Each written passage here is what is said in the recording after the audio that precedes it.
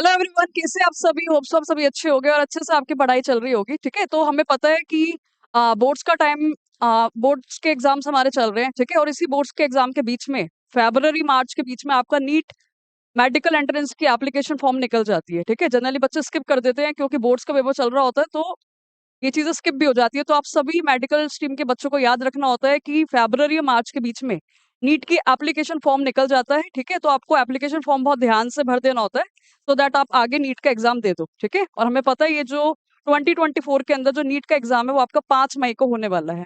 ठीक है, तो आज हम डिस्कस करते हैं कि ये नीट एग्जाम एक्चुअल में है क्या, दैट वी नो। ठीक है, क्या है? That is a national eligibility cum entrance test है। ये टॉप मेडिकल एंट्रेंस एग्जाम है जिसके थ्रू हम एमबीबीएस कर सकते हैं, बीएससी नर्सिंग कर सकते हैं और बहुत सारे पैरामेडिकल कोर्सेज का भी पाथ हमारा खुल जाता है आफ्टर क्लियरिंग द नीट।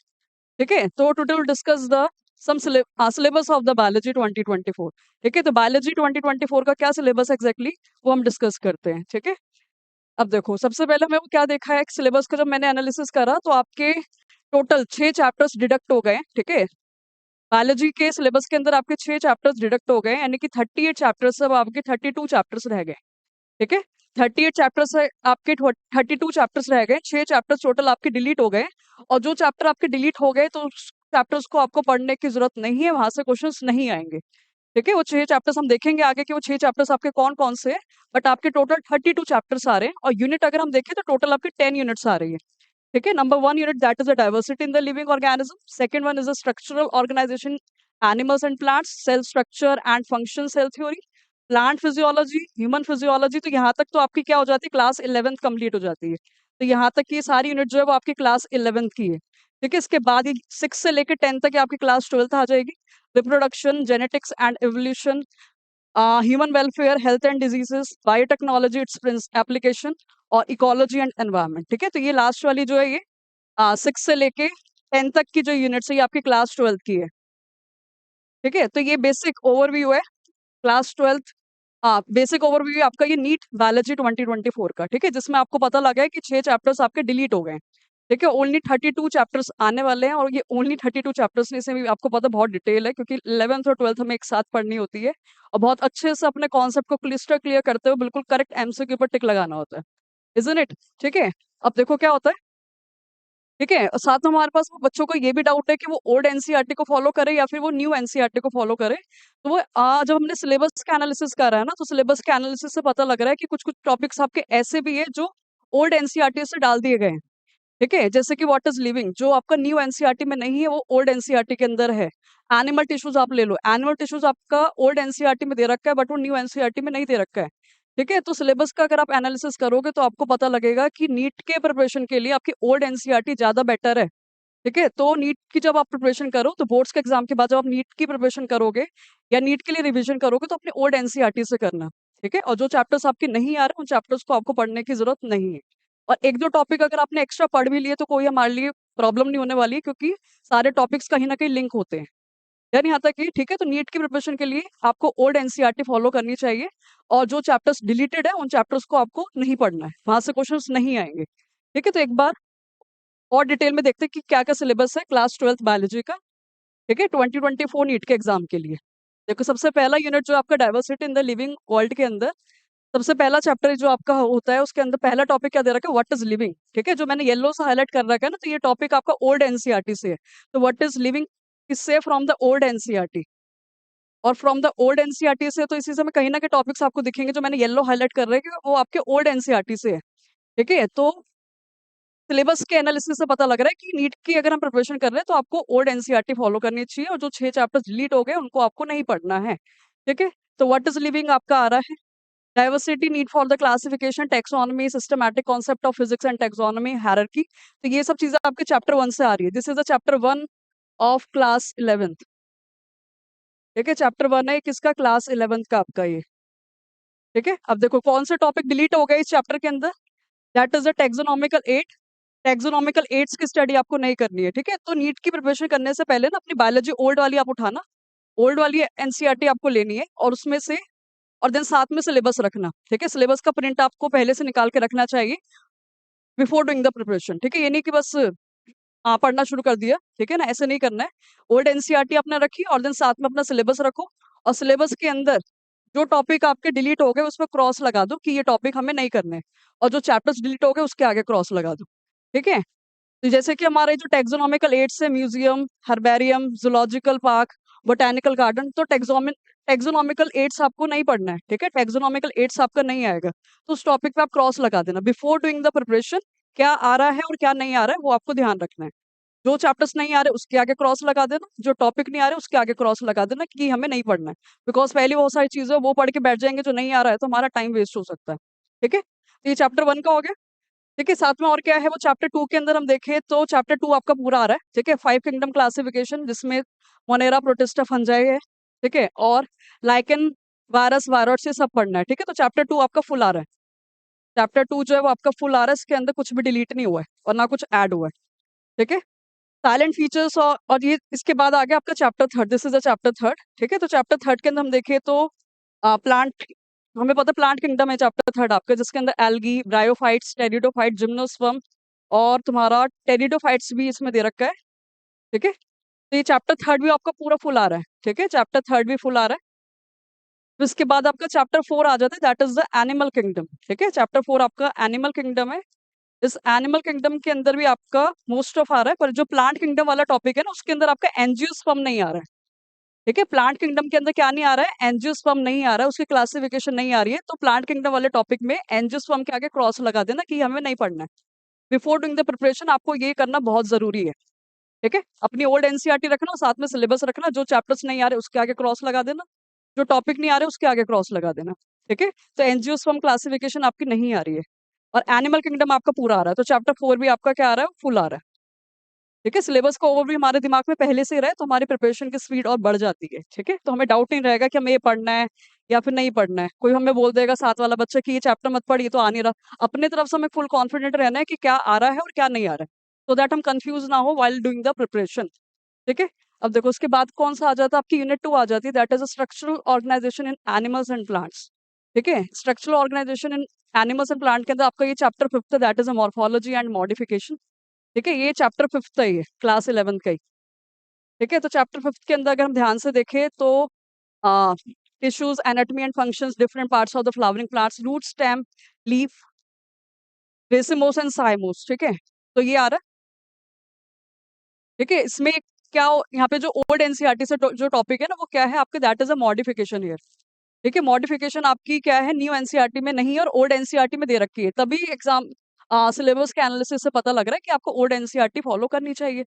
ठीक है, और जो टॉपिक नहीं आ रहा उसको हटा देना है। जैसे कि अब ओल्ड एनसीईआरटी के अंदर आपको दे रखा है फैमिलीज, फैमिलीज आपको पढ़नी पड़ेगी फिर यानी कि हमें। ठीक है, तो कौन सी फैमिली आपकी, मालवेसी की, क्रूसीफेरे की, लेगुमिनोसी की और इन सब की। ठीक है, तो ये फैमिलीज आपको पढ़नी है जो कि ओल्ड एनसीईआरटी में है और ये न्यू एनसीईआरटी में आपकी नहीं है। ठीक है, अब इसके बाद कौन आ गया आपका, एनिमल टिश्यूज। ठीक है, इसके बाद ये जो, तो एनिमल टिश्यूज भी जो है ये आपका ओल्ड एनसीईआरटी में है, न्यू एनसीईआरटी में नहीं है। ठीक है, तो एनिमल टिश्यूज आपको पढ़ना है और आगे इंपॉर्टेंट चीज क्या लिखी हुई है यहाँ पर, morphology, anatomy and functions of a different systems of insect, frog. ठीक है, तो आपको सिर्फ फ्रॉग की ही मॉर्फोलॉजी, एनाटॉमी और उसके डाइजेस्टिव सिस्टम्स वगैरह देखने हैं, कॉकरोच और अर्थवर्म आपको नहीं देखना है। ठीक है, तो ये की पॉइंट आपको याद रखना है, सिर्फ क्या इंपॉर्टेंट आपके लिए, फ्रॉग इंपॉर्टेंट है। फ्रॉग की मॉर्फोलॉजी, एनाटॉमी और उसकी बॉडी के जो डाइजेस्टिव सिस्टम्स है, सर्कुलेटरी सिस्टम है, रेस्पिरेटरी, नर्वस और रिप्रोडक्टिव सिस्टम आपको देखने हैं। ठीक है, यहाँ पे इंसेक्ट लिख दिए बट एक्चुअल में वो आपका फ्रॉग है। यानी यहाँ तक ये तो की पॉइंट आपको याद रखना है कि आपका यहाँ पे फ्रॉग आने वाला है, कॉकरोच और क्या कहते हैं, अर्थवर्म नहीं आएगा। ठीक है, यानी यहाँ तक है, तो यहाँ पे इंपॉर्टेंट चीज क्या है कि ओल्ड एनसीईआरटी का फैमिलीज टॉपिक आ रहा है, एनिमल टिश्यू आ रहा है।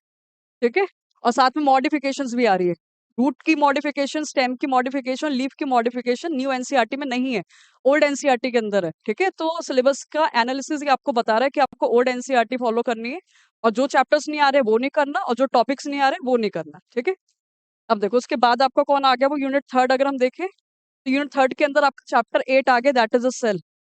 ये कौन है, चैप्टर 8 है ये। तो चैप्टर 8 के अंदर अगर हम ध्यान से देखें तो यहाँ पर क्या क्या है, animal cell, cell envelope, endoplasmic reticulum, vacuole, mitochondria, ribosomes वगैरह ये सब। तो आपका चैप्टर 8 जो है वो फुल आ रहा है, कुछ भी इसमें डिडक्ट नहीं हुआ। इसमें कोई कुछ डिडक्ट कर ही नहीं सकता because it is a base of biology है ना, तो सेल में से क्या ही कोई डिलीट करेगा। ठीक है, तो चैप्टर 8 तो पूरा आएगा आपका। ठीक है, इसके बाद नेक्स्ट चैप्टर कौन सा आ गया आपका, biomolecule, this is the chapter 9 of class 11। ठीक है। तो बायोमोलिक्यूल में अगर आप ध्यान से देखो तो मैंने जो यहाँ पे येलो से हाईलाइट कर रखा है ना, ये आपका ओल्ड एनसीईआरटी से ऐड किया गया यहाँ पर, कि एंजाइम्स की आपकी क्या आएगी, क्लासिफिकेशन भी आएगी और नॉमेनक्लेचर भी आएगा।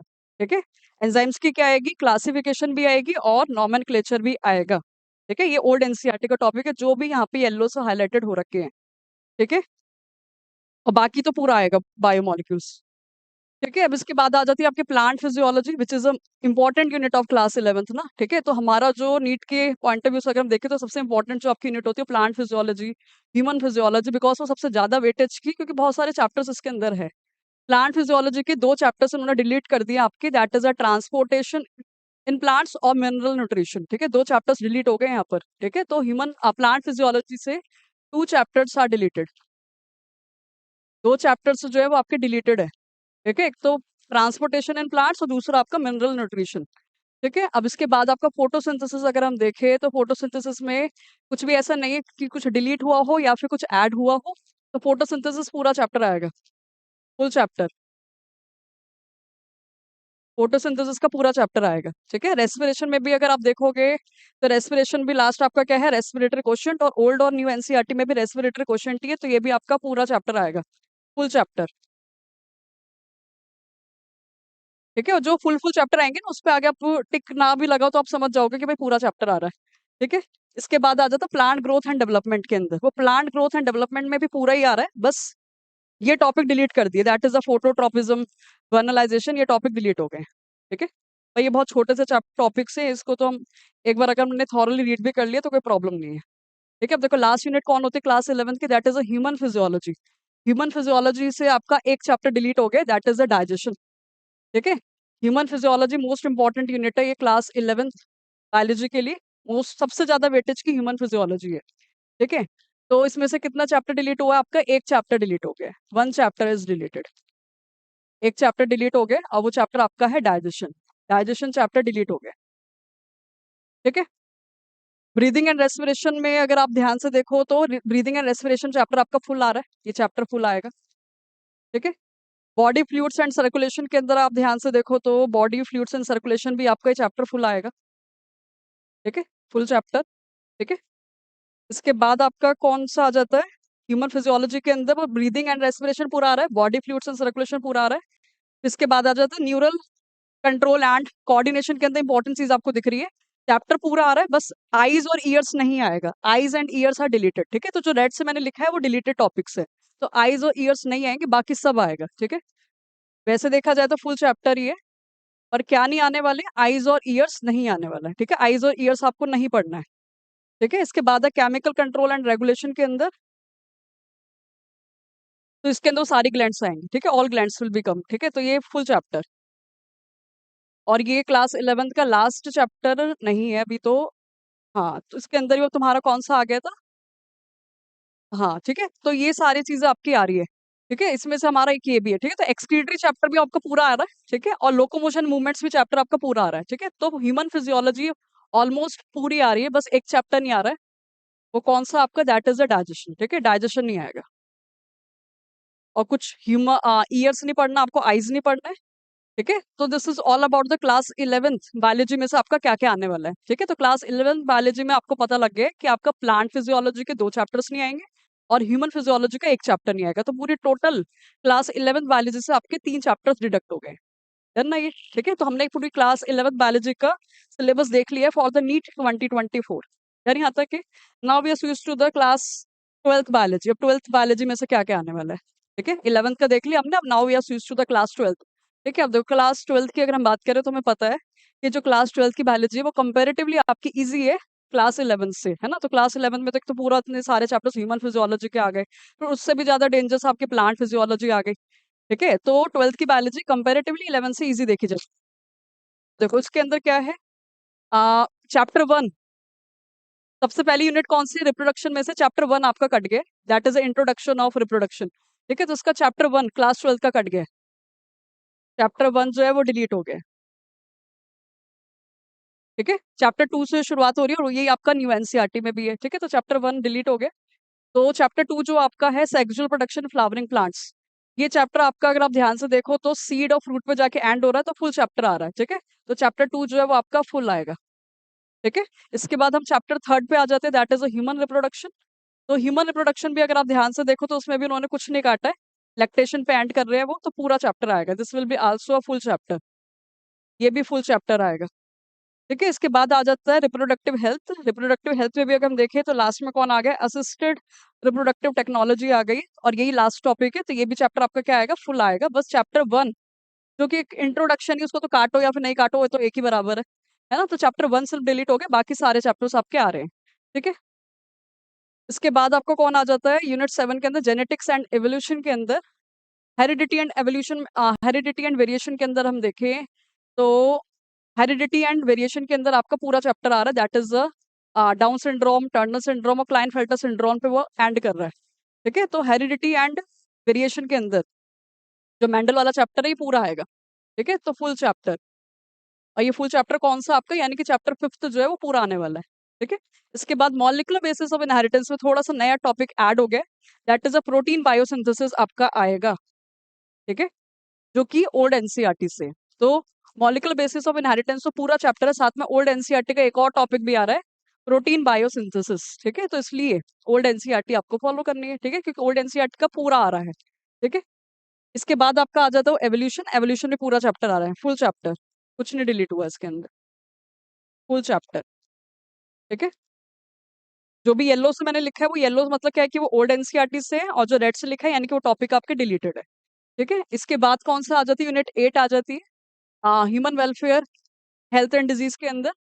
तो इसके अंदर आप ध्यान से देखो तो सारा चैप्टर, पूरा चैप्टर आएगा, बस एक की पॉइंट आपको क्या दिख रहा है कि एक 3 टॉपिक नए ऐड कर दिए, डेंगू चिकनगुनिया के बारे में भी आपको देखना होगा। ठीक है, ये जो हमारी कौन सी डिजीज है, पैथोजेंस की वजह से जो डिजीज होती है, तो डेंगू और चिकनगुनिया के बारे में भी आपसे पूछ सकते हैं, और साथ में लास्ट वन आपसे क्या पूछ सकते हैं, टोबैको अब्यूज भी पूछा जा सकता है, क्योंकि न्यू एनसीईआरटी के अंदर तो अल्कोहल अब्यूज पे एंड हो रहा है, और ओल्ड एनसीईआरटी में आपको टोबैको अब्यूज भी दे रखा है।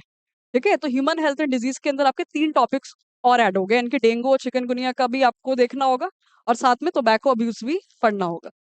ठीक है, डन ये। इसके बाद ह्यूमन वेलफेयर वाला, माइक्रोब्स इन ह्यूमन वेलफेयर के अंदर पूरा चैप्टर आ रहा है, फुल चैप्टर। ठीक है, इसके अंदर कुछ ऐसा नहीं है, फुल चैप्टर,